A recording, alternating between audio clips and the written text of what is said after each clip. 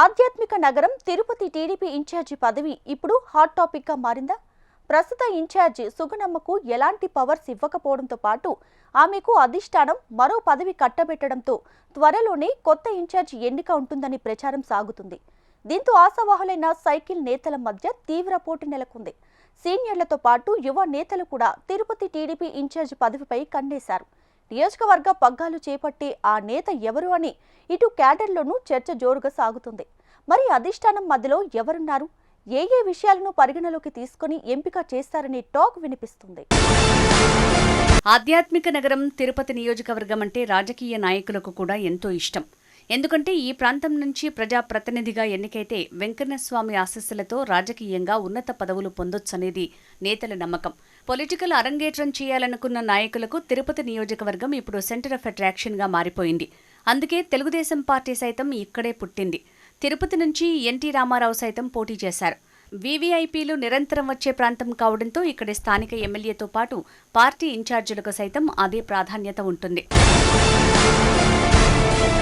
పొత్తులో భాగంగా 2024 ఎన్నికల్లో కూటమి టికెట్ను జనసేనకు కేటాయించడంతో ఇక్కడ టీడీపీ ఇన్ఛార్జి పదవికి ప్రాధాన్యత పెరిగింది.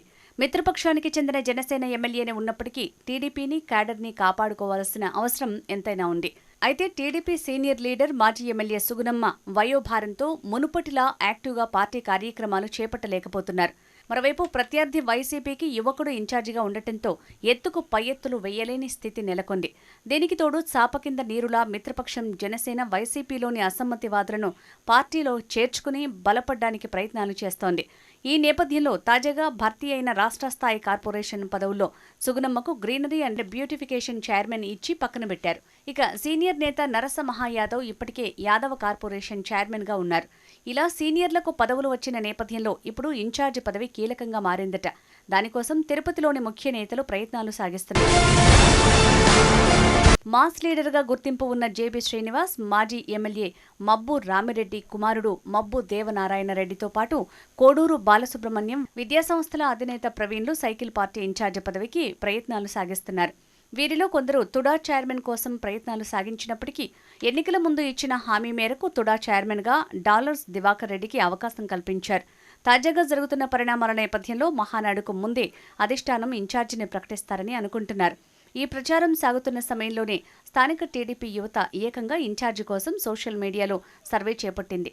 సర్వేలో జేబీ శ్రీనివాస్, మబ్బు దేవనారాయణ, కోడూరు బాలసుబ్రహ్మణ్యం ప్రణీతులు పోటీలో ఉన్నారు. గత 11 నెలలుగా తిరుపతిలోని టీడీపీ క్యాడర్ నిస్తేజంలోకి పోతుంది. సభ్యత్వ నమోదులోనూ వెనుకబడింది. కేవలం అధినేత చంద్రబాబు, యువనేత నారా లోకేష్, జిల్లా ఇన్ఛార్జి మంత్రులు వచ్చినప్పుడు మాత్రమే నాయకులు కనిపించి తర్వాత కనిపించడం లేదనే వాదన కూడా ఉంది. ఇలాంటి స్థితిలో పార్టీలో క్యాడర్తో నిరంతరం సంబరాలు నెరపే నేత అవసరం ఉంది. లేకపోతే తిరుపతి నగరపాలక సంస్థ ఎన్నికలు ఇబ్బందిగా మారే అవకాశం ఉంది. గతంలో జరిగిన డిప్యూటీ మేయర్ ఎన్నికలు చివరి నిమిషంలో తిరుపతి, చంద్రగిరి నాయకులు ఎంటర్ అయి ఫలితాన్ని టీడీపీకి అనుకూలంగా మార్చారు. లేదంటే ఫలితం మరోలా ఉండేదనే టాక్ నడిచింది.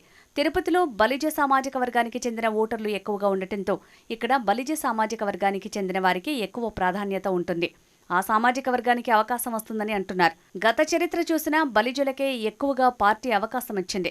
ఇలా జేబీ శ్రీనివాస్, మబ్బు దేవనారాయణ రెడ్డి, బాలసుబ్రహ్మణ్యం పట్ల జిల్లా ఇన్ఛార్జి మంత్రి అనగానితో పాటు స్థానిక పార్లమెంటు అధ్యక్షుడు మొగ్గు చూపుతున్నట్లు సమాచారం.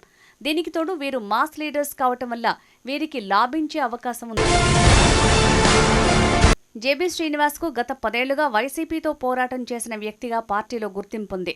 ఆ సమయంలో పదుల సంఖ్యలో కేసులను ఎదుర్కొన్నారు.